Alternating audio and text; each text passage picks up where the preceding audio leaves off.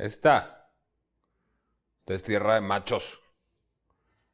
Y no me refiero al país en donde están haciendo puras cosas decadentes.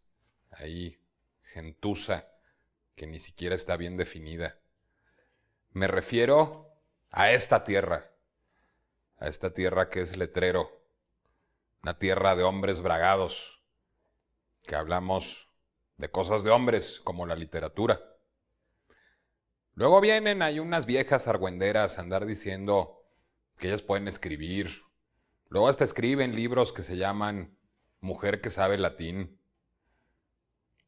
Pero ya doña Rosario Castellanos sabía cómo terminaba esa historia de las mujeres que quieren saber latín. Así que esta es una emisión bragada de Letrero. Es una emisión sobre el caudillo que sabe latín. Comenzamos. En un tono algo más delicado, habrá que anunciar los contenidos de esta emisión de Letrero. En nuestra pieza final, abrevaremos de la mujer que supo latín, pero que sobre todo supo español. El diseñador tipográfico Cristóbal Nestroza reimagina un fragmento de Balún Canán de Rosario Castellanos. En nuestro texto gestual, María Aura se topa no con un caudillo, sino con una caudilla, la Santa Evita de Tomás Eloy Martínez, aún si hecha cadáver. En nuestra entrevista central, platicaremos con un hombre que conoce de cerca a los caudillos y a los que saben latín. John Lee Anderson, reportero, escritor. En nuestra instantánea, otro hombre de acción, Rafael Pérez Gay. En el reportaje de José Ramón Ruiz Sánchez, hablaremos de los escritores que, a diferencia de Rosario Castellanos, fueron poco diplomáticos.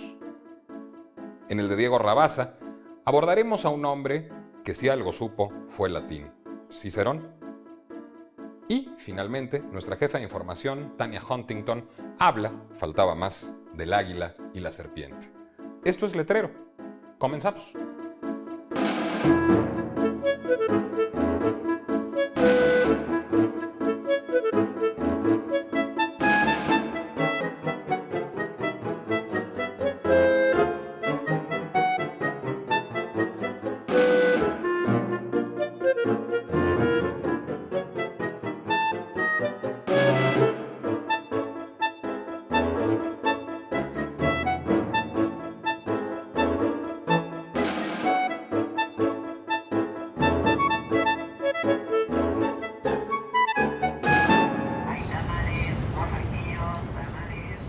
¿Esta es tu idea de una playa? Supuestamente nos iban a mandar a una playa a hacer la segunda temporada de Letrero. Bueno, pero no es el helicóptero del canal.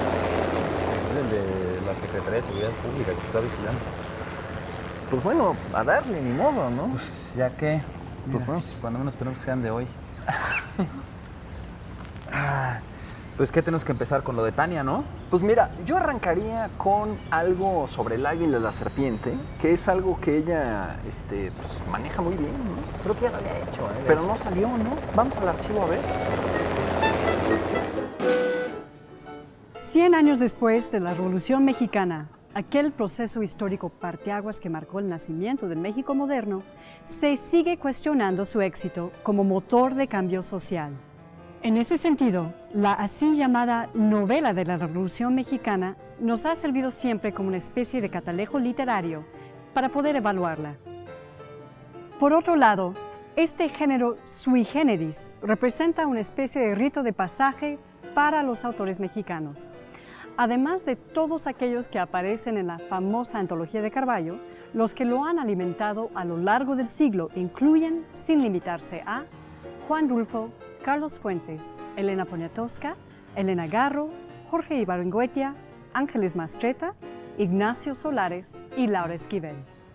Pero hay una novela de la Revolución en particular que, a mi juicio, merece una relectura: El águila y la serpiente de Martín Luis Guzmán. Este libro, que fue escrito desde el exilio en España en 1928 y que en su momento fue un enorme bestseller, ha sido mal interpretado por el lado literario como estructuralmente defectuoso o carente de género, y por el lado político como una elitista serie de retratos de los de arriba. En gran parte, esta crítica negativa ha sido producto de un juicio moral ejercido contra Guzmán. Su reputación por promoverse a sí mismo, combinado con su gradual asimilación a la revolución institucionalizada, le ganó el desprecio de la posteridad, hasta el grado en que uno de los mayores autores que ha dado México yace ahora olvidado por completo, fuera de sus libros, sin ninguna estatua, beca, calle o biblioteca que lo conmemore. Lo curioso es que este Hernán Cortés del canon literario, merezca o no la ignominia a la cual ha sido relegado, nos ofrece en El Águila y la Serpiente una crítica devastadora de su propia actuación, o más bien su incapacidad de actuar durante la Revolución.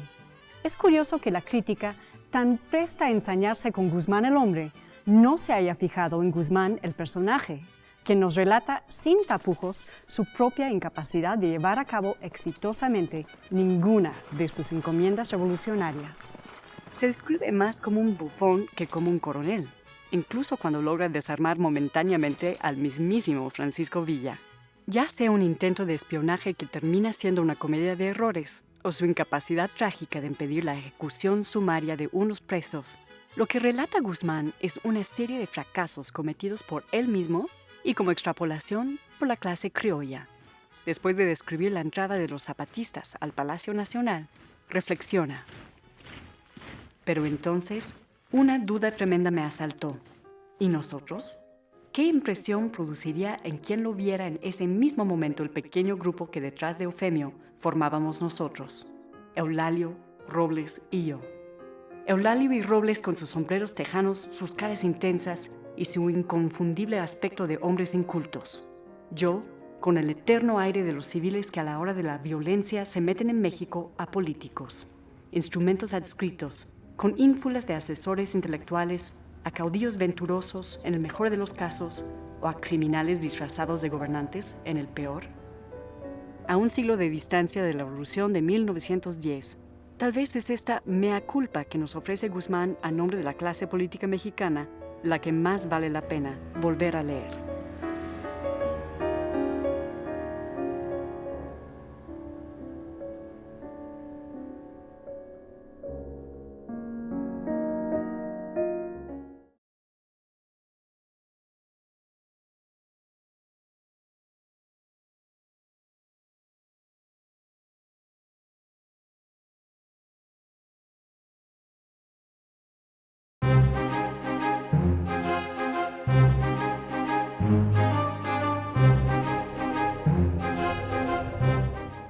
Hasta aquí hemos hablado de Calígula como de un príncipe.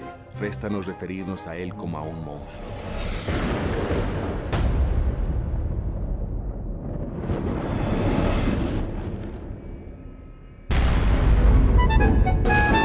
Oye, ¿no crees que deberíamos ser un poquito más hardcore con los escritores? Mira, ¿sabes qué? Siento que nos falla. No hemos dicho lo que odiamos, que siempre es divertido, ¿no? Siempre es muy divertido y causa morbo. Por ejemplo, ya dejar de ser tan diplomáticos. Mira, justo hablando de diplomáticos, lo que se me ocurre sería hacer una nota sobre los momentos poco diplomáticos de los escritores. Pero lo tienes que trabajar muy bien, porque si no nos la van a rechazar. No, mira esto. A ver.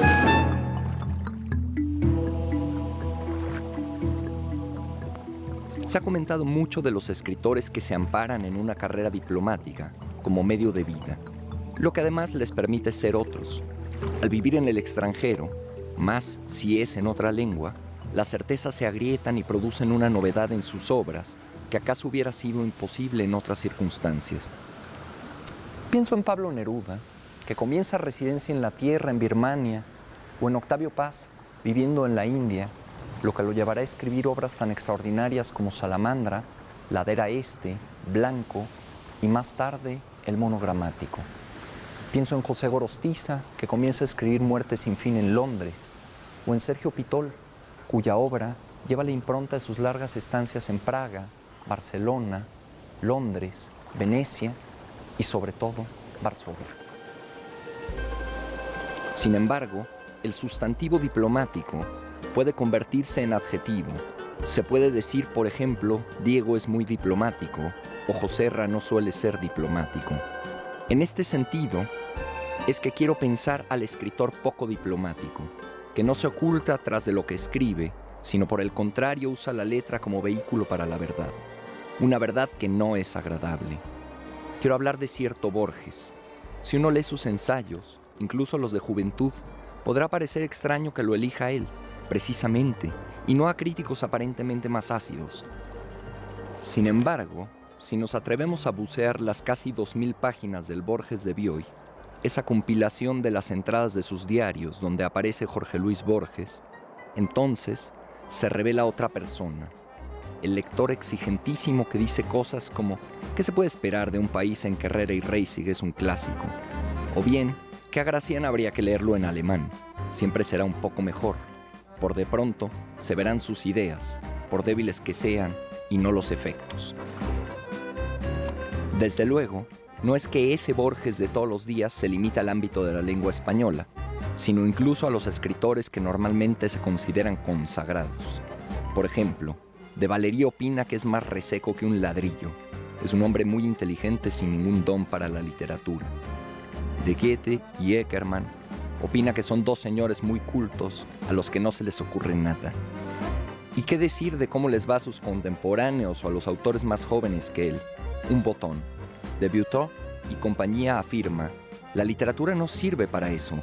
La literatura no puede ir más allá del poder natural de los sentidos. El lector se distrae y se aburre. Sin embargo, el libro no se agota en esa acidez.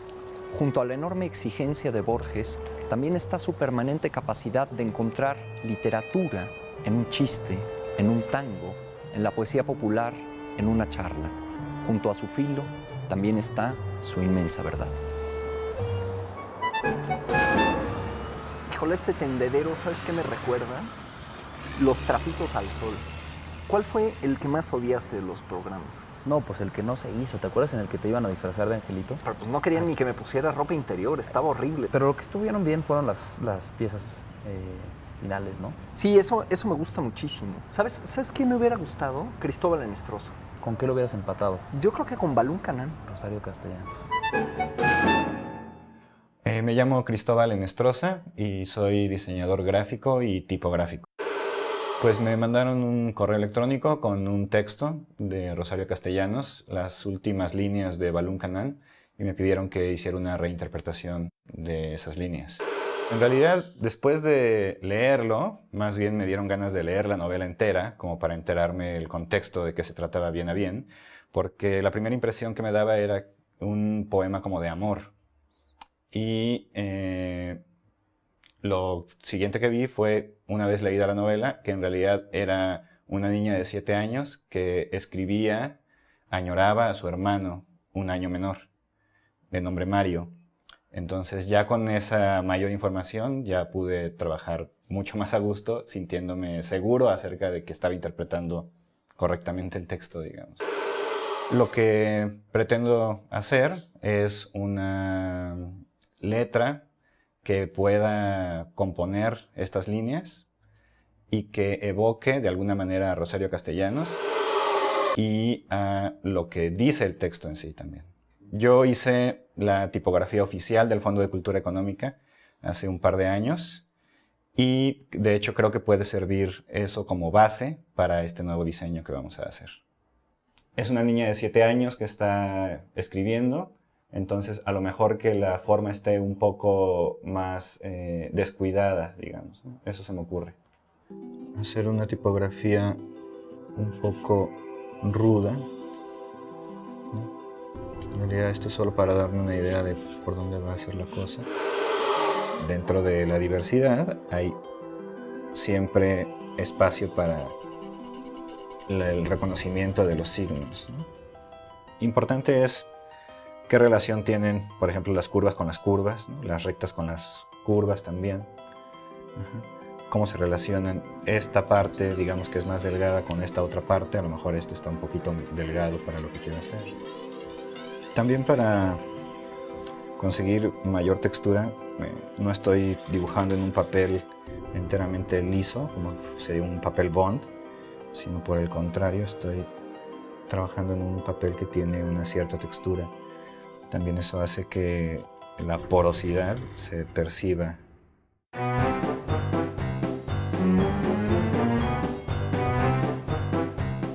Después de dibujarlas, lo que procede es meterlos a un escáner, el cual lo convertirá en píxeles para poder trabajar en la computadora.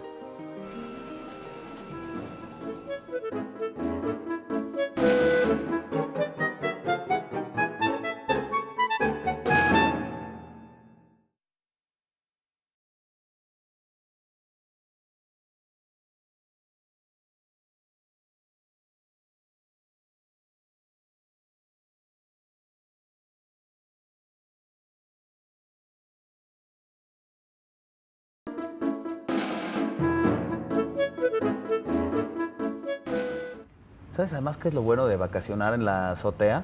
Que pues ahí tienes como a manera de entretenimiento el espionaje de vecino. Ve la panza de Carlos Martínez Rentería. Está bien, ¿no? Y mira, desde aquí se alcanza a ver a Rafa Pérez Gay trabajando, mira. Órale, pues parece que está como monologando, ¿no? Ahí en un instantáneo.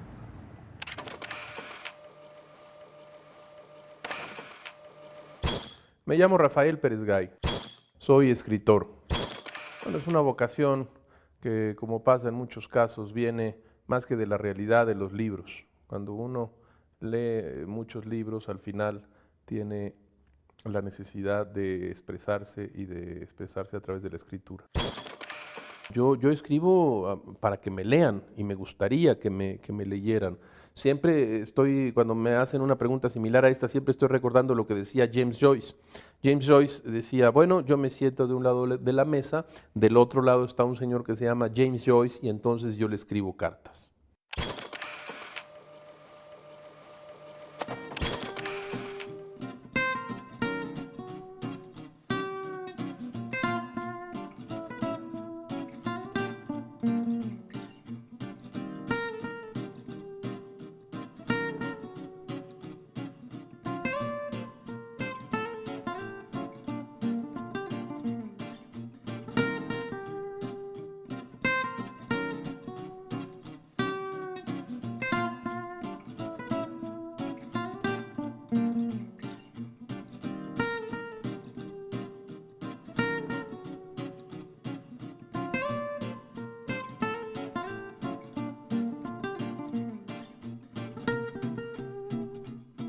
No me parecería correcto, ideal, como postura literaria escribir en contra de algo, pero la verdad es que uno siempre tiene en la cabeza algo en contra de lo cual está escribiendo. Si así fuera, a mí me gustaría tener algún personaje y poder exhibir algunas situaciones que tuvieran que ver con la simulación, con aquello que no es, con aquello que es falso, con aquello que es absolutamente artificial, la simulación.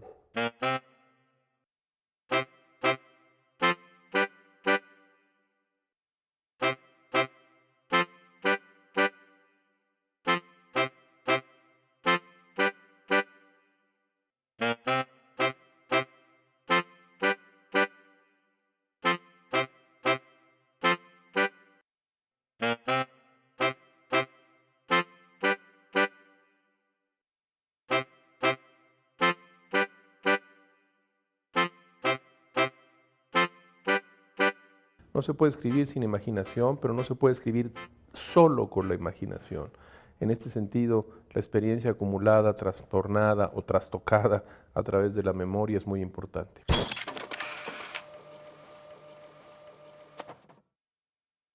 La autobiografía es un elemento literario sin el cual simplemente no existirían las tramas, las historias.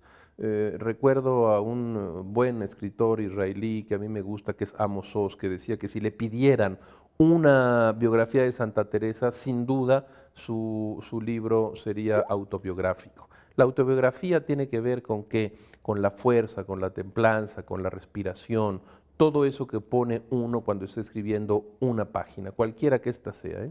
Todo personaje viene de la vida real, si no, me pregunto yo, ¿de dónde vendría si no es que es de la vida real? Los vas mezclando, los vas combinando hasta crear un nuevo ser, un nuevo personaje, pero desde luego vienen de la vida real. Me parece que uno no debería dejar de leer clásicos nunca ni en ningún momento. Hay que alejarse a veces del presente perpetuo, que es la novedad editorial, para leer algunos de los clásicos. Y cuando digo clásicos, estoy hablando de el realismo francés, estoy pensando en Dickens, novelas que siempre van a estar ahí para enseñarnos a escribir, para enseñarnos, como decía Borges, a ser más aptos para la vida. A mí me parece falso o falsa la idea de que la enfermedad, la neurosis, la locura misma sirven para escribir. Me parece que estos elementos son casi los enemigos de la literatura misma. Hay que estar muy plantados sobre nuestra historia y trabajando el libro que tenemos entre manos con una fortaleza que muchas de las gentes que no se dedican exactamente a esto ignoran. Bueno, mi siglo no tan secreto es el XIX. He pasado una buena parte de mi vida estudiando el siglo XIX mexicano. Me gusta pero algunos de los secretos, de las influencias, algunas de los resortes culturales que más me interesan están justo en el siglo XIX mexicano, para más precisión. Todos alguna vez siempre tenemos un libro entre manos que no hemos podido por alguna razón, porque hemos procrastinado, como se dice, o porque hemos postergado una y otra vez la realización, pero que alguna vez saldrá, y saldrá de alguna forma en alguno de nuestros libros. Yo tengo esta investigación del siglo XIX, que espero que alguna vez salga en alguna historia que tenga que ver también con la imaginación. No soy de los que cree que la imaginación sola sirve para escribir. Creo que cuando uno escribe, aunque sea ficción, tiene que estar sostenida en una investigación, en algo que se sepa, en algo que se investigue. Me gusta Quevedo. Retirado en la paz de estos desiertos, con pocos pero doctos libros juntos, vivo en conversación con los difuntos y escucho con mis ojos a los muertos. Es un soneto que tiene que ver justo con la lectura y con la idea de que la vida y la lectura muchas veces son una y la misma cosa. ¿Sabes qué onda me da en las vacaciones? Como el espíritu de los clásicos, ¿no? Releer Homero. Pues fíjate que justo en esta vacación yo estuve agarrando a Cicerón. ¿Y te aventaste algo? ¿Hiciste algo con Cicerón? Sí, pues ya ves que ahora en estos tiempos hay que sacarle jugo a todo lo que se lee. A todo. Mira lo que preparé. Al ser cuestionado acerca de lo que haría si fuera nombrado, de súbito, emperador del Imperio Chino, Confucio respondió: lo primero que haría sería rectificar los nombres. El maestro sentenciaba que si el lenguaje no es preciso, el hombre no puede referirse a la realidad. Y si el hombre no puede referirse a la realidad, entonces no tiene derecho a la política. Pocos hombres entendieron el valor de la precisión, lo indispensable que resulta la búsqueda de lo cierto a través del lenguaje, como Cicerón.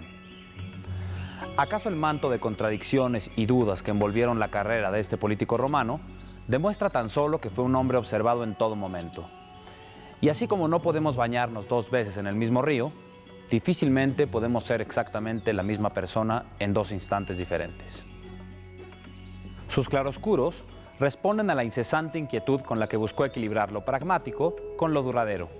Algunas veces se colocó detrás del bando equivocado, pero desde la trinchera de su voz y su pensamiento jamás dejó de combatir las atrocidades de un imperio que se corrompía a gran velocidad. Existió en otros tiempos en esta república una virtud, la de que los hombres valerosos atajaran al ciudadano pernicioso con suplicios más duros que al enemigo más cruel, grita Cicerón desde su tribuna en uno de los discursos que componen las Filípicas, redactadas después del asesinato del César. El valor y la capacidad para distinguir lo pernicioso son cada vez elementos más raros en el paisaje contemporáneo. Tan tergiversado está el vocabulario mediante el cual solemos expresarnos hoy en día, especialmente en la arena política, que nociones claves en la fundación de cualquier nación como democracia, ciudadanía o libertad no nos dicen mucho. En este sentido, obras como las de Cicerón o el discurso fúnebre de Pericles de otro gran orador como lo fue Tucídides, se muestra como peroratas anacrónicas que evocan una escala de valores utópica en cuya pureza se encarama un halo de ingenuidad que nos impide tomar lo cierto como correcto y lo correcto como una obligación. Si acaso tenemos algo que reprocharle a Cicerón, es que la maestría con la que conducía sus oratorias le dio un auge especial a la figura de los abogados como mediadores entre los ciudadanos y las imperfectas leyes. padre de los abogángsters, ¿qué sabías tú de lo que habrían de hacer los hombres con el arte que tú creaste? En su tratado sobre las obligaciones, Cicerón nos recuerda aquello que debería de separar al hombre de las bestias, que ésta, la bestia, no teniendo otra guía que el sentido, se acomoda a solo aquello que se la pone delante con muy corto sentimiento de lo pasado y futuro. Mas el hombre, que participa de las luces de la razón, por la cual conoce las causas de las cosas y sus consecuencias, no se le ocultan sus progresos ni antecedentes, compara los semejantes y une a las cosas presentes las futuras. Registra fácilmente todo el curso de la vida y previene lo necesario para pasarla. Oye, pues como que se ocupa la segunda ronda, ¿no? Bueno, yo me los aviento, pero tú invítate a alguien, ¿no? ¿Sabes qué? Vi que en la azotea de lado estaba ensayando María ahora lo que está haciendo con Santa Evita de Tomás Eloy. Órale, pues yo me aviento los cocos y tú échale un chiflidín, ¿no? Echamos un corte A y ver. en lo que trae la segunda ronda le hablamos a María. ¿Ya estás? Ahora sí.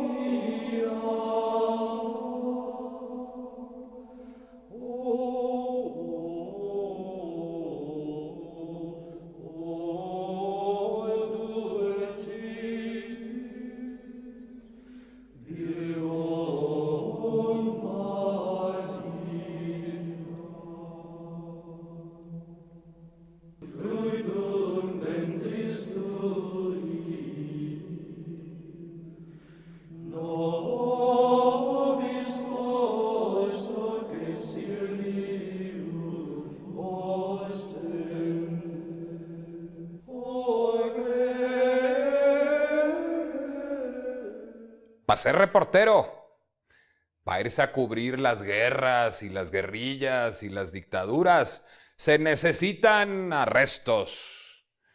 Ya sé que algunas viejas se han dedicado a hacer eso, pero yo creo que Oriana Fallaci era hombre, me cae. Hombre como John Lee Anderson, bragado, reportero y escritor. John Lee, hay dos ejes que atraviesan toda tu obra, el poder y la guerra. El poder encarnado en la mente de una sola persona y a través de tus historias se va desnudando la psicología de estos hombres que deciden el destino de millones de personas y del curso de la humanidad. Esta es una de las partes que más te enganchan de tu trabajo, porque casi es indudable que eres un poco adicto a esta situación, ¿no? Bueno, prefiero no pensarme de adicto, pero sí me interesa mucho el poder y siempre he estado convencido de que todavía, aunque nosotros en Occidente vivimos un poco con la pretensión, ilusión quizás, de que la figura del hombre en el poder, porque lo hemos votado, no es tan importante ya. Pero sin embargo lo es. Miramos a Estados Unidos, miramos atrás a los 8 años de Bush. Dime tú, si ese hombre, si la idiosincrasia, la personalidad de Bush no nos afectó a todos en el mundo.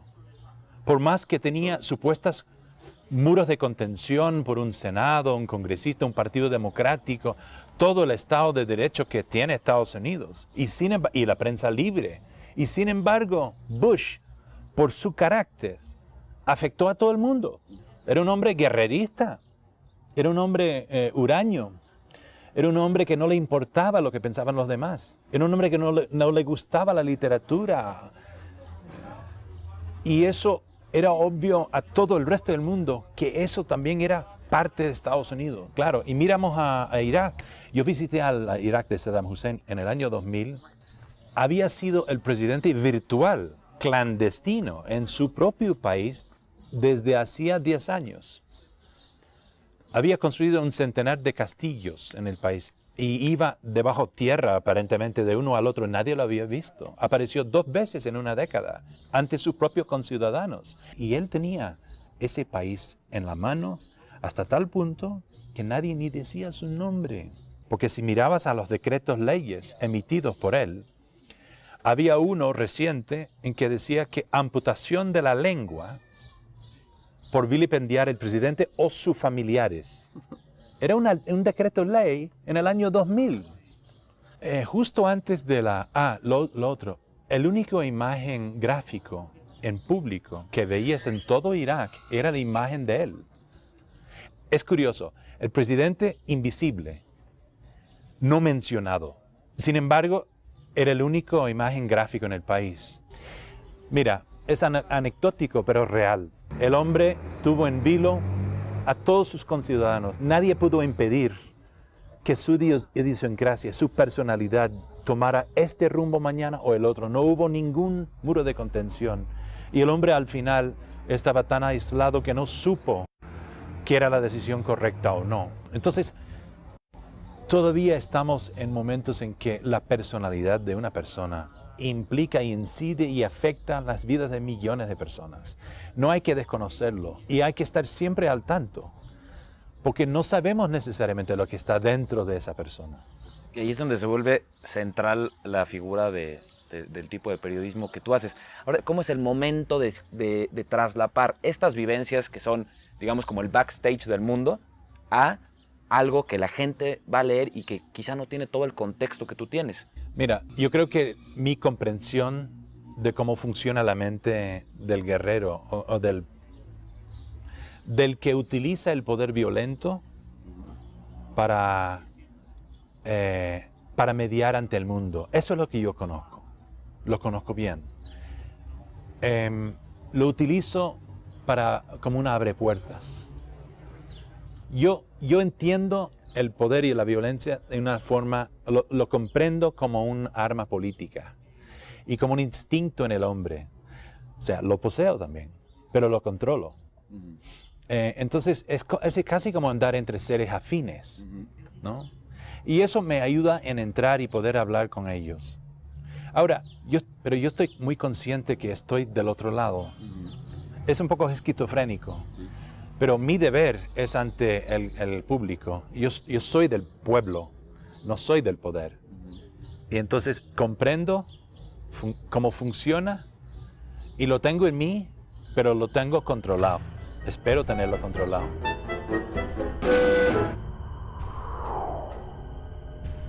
Muchas veces algo de su propia vida o de lo que lo rodea le parece al escritor tan importante que no puede soportar que quede en el olvido. Jamás deberá llegar el día, piensa, que los hombres no sepan esto.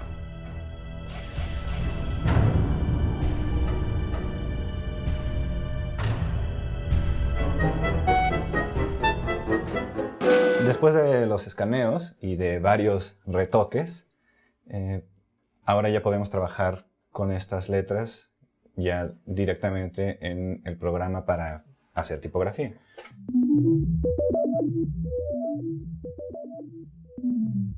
De los escaneos originales a lo que están viendo ahorita ya en la computadora, hay mucho proceso de retoque que tiene que ver con guardar las imperfecciones que yo buscaba y quitarle las que no me convenían.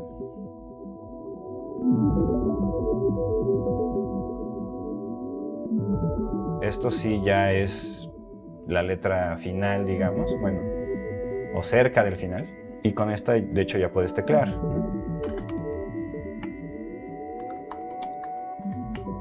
Digamos, esta es parte del texto. No me acaba de convencer, digamos, las partes delgadas, que esa es una de las obsesiones que yo tenía, que debía ser un poco menos delicada. Entonces eso se puede trabajar también aquí. Algo así, aunque habrá que retocarlo, eso es más o menos lo que busco. Aquí hay una muestra de cómo se hace el retoque. Vemos que hay textura por parte del papel y también por parte del marcador y la imperfección que nos legó. Y básicamente lo que se hace es una labor de hacer que los grises se conviertan en blancos si estaban cerca del blanco o en negro si lo contrario, ¿no? Aumentar el contraste, digamos.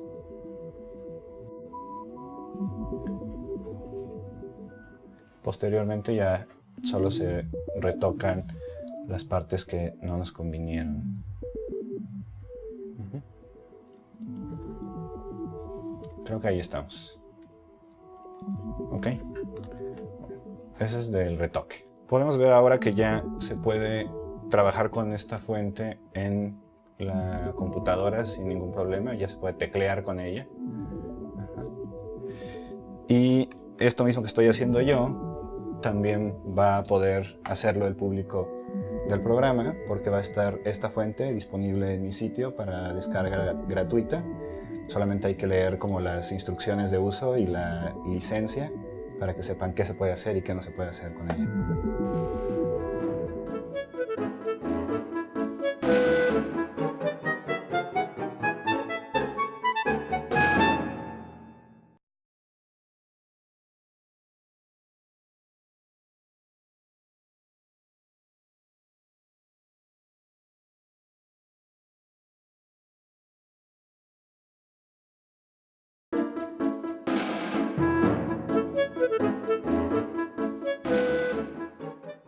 No voy a decir mucho más para presentar la segunda parte de la entrevista a John Lee Anderson. Para escribir, él es hombre de muchas palabras, pero para hablar es de pocas. Y yo también. Ahí está. ¿Cómo has visto lo que escribes? O sea, ¿cómo se recibe la figura de un periodista como tú en el mundo anglosajón? Fíjate que no sé. Es decir, soy publicado en The New Yorker, una revista de élite, hasta cierto punto del establecimiento liberal. En general, mis piezas son recibidas con aceptación entre los lectores, ¿no? Yo creo que un poco rompo el molde en el sentido político. O sea, hay cosas que hay que para todo el mundo. Es decir, yo no juego a favoritos. Pero tampoco soy polemicista, soy ensayista. Soy más bien un periodista narrativo.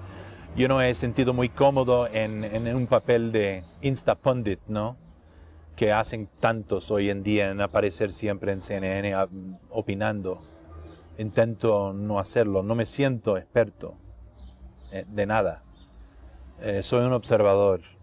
Entonces, a veces me siento con cierta noción de convicción o certeza relativa en torno a algún acontecimiento, un problema que hay en el mundo, a través de, o sea, pero es por intuición.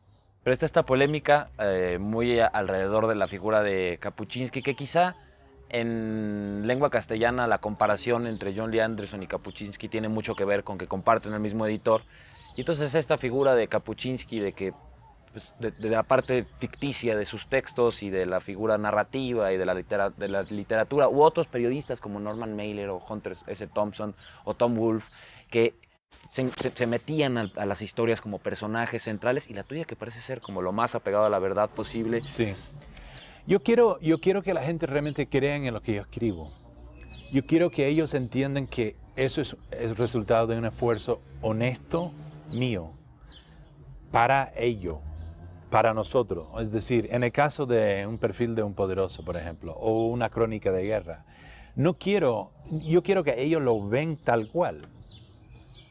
Quiero que ellos lo ven tal cual, y por eso me limito en la medida que puedo de estar en el texto, y yo creo que, al menos en estas cosas mías por el momento, no quiero que nadie cree que puede haber una figura compuesta ahí, una cita adecuada para que suene mejor por razones narrativas. No, aunque peca de debilidades o flaquezas narrativas o literarias, prefiero que sale nítido tal cual y lo creen, porque lo escribí yo y he insistido siempre en que así es.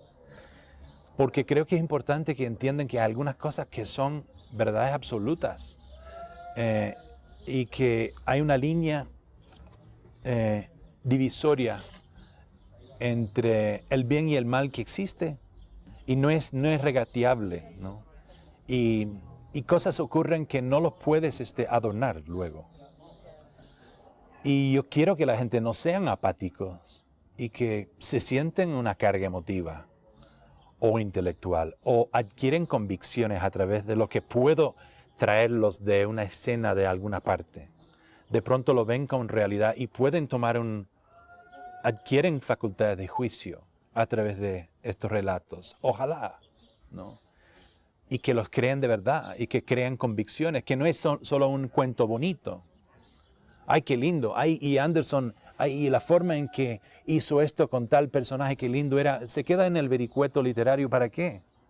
Si se trata del mundo real, en donde hay que tomar posición, donde hay que agregar la voz de uno, no siempre tenemos el lujo de estar contando historias uno al otro porque son bonitos o porque yo utilicé un recurso literario que nunca habían utilizado otros, ¿entiendes? Capu tenía su propio género, que era el género de Capu, que era una mezcla de ficción con no ficción. Yo lo admiraba mucho por su prosa y porque deambuló en el mismo mundo que conozco yo, o que llegué a conocer yo. Él es de otra generación. Ese es el único otro vínculo, aparte de que tenemos la misma. Pero sus artificios o pretextos o mecanismos literarios no son las mías. Él tenía las suyas, yo tengo las mías. No he tenido que recurrir a la ficción.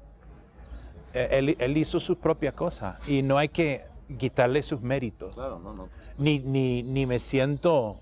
O sea, aparte, o sea, como Green, Capu, Naipaul, ellos, cada uno en su forma y su estilo y en su generación han habitado el mismo mundo un poco, no es el primer mundo, somos gente que traspasan varios mundos. Y a veces vivimos en los extremos y lo miramos desde las márgenes. Eso es lo que comparto con ellos, o porque los siento afines. Pero claro, cada uno con su medida y su cálculo propio, ¿no? Ahí está. Maestro, te tardaste con la segunda ronda.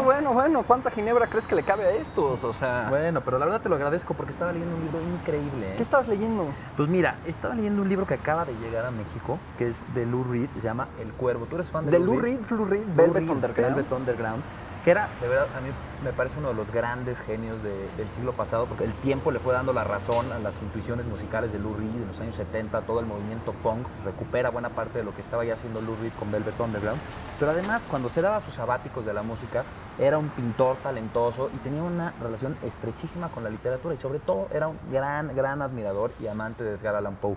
Entonces, hace una especie de homenaje a Edgar Allan Poe en este libro que realmente es la versión, digamos, impresa de un disco conceptual que sacó en el 2003, en el que participó David Bowie, en el que participaron algunos actores como Steve Buscemi, y crea como sus propias fábulas y su propia mitología a partir de la narrativa de Poe. Entonces, por ejemplo, tiene unos pequeños cuentos en los que pone a dialogar a personajes de Poe como Ligeia o Lady Rowena, o recrea el episodio de este hombre con el cuervo que llega a su cuarto a hablarle, a decirle nunca más, nunca más, nunca más, pero hace como versiones alternativas, como que personaliza la literatura de Edgar Allan Poe, la hace suya y después la regresa al mundo.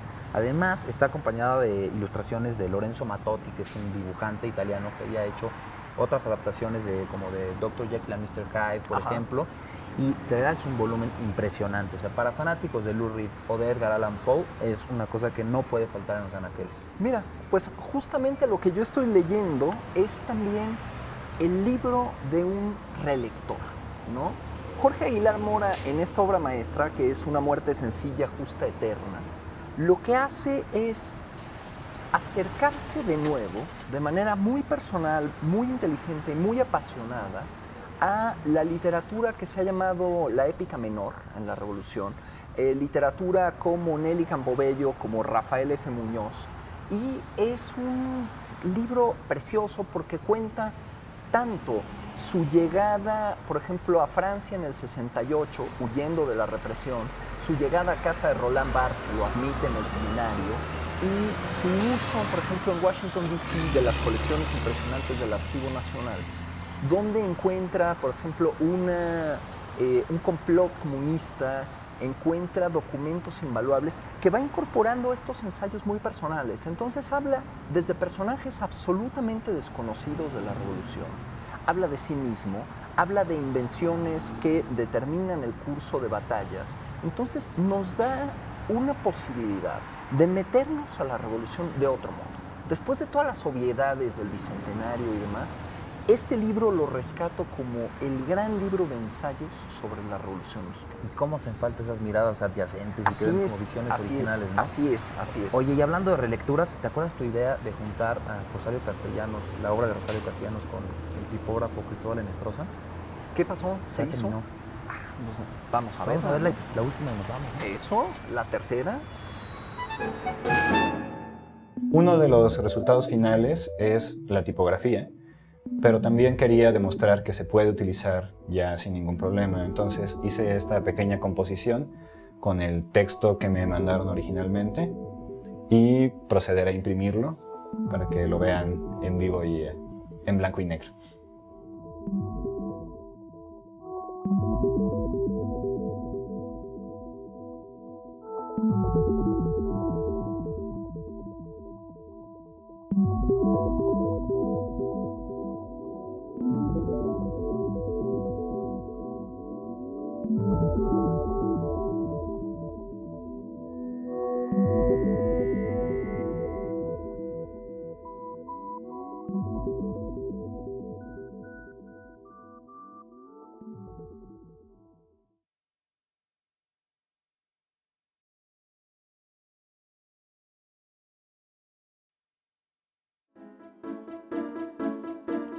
¿Pues qué me ven o qué?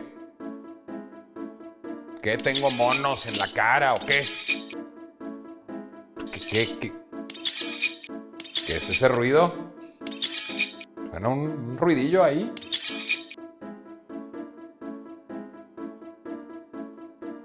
Ya descubrieron que en la literatura, como en la vida, todo tiene su lado femenino. Ni modo, esto es letrero. Buenas noches. Que descansen. Sueñen conmigo. Adiós.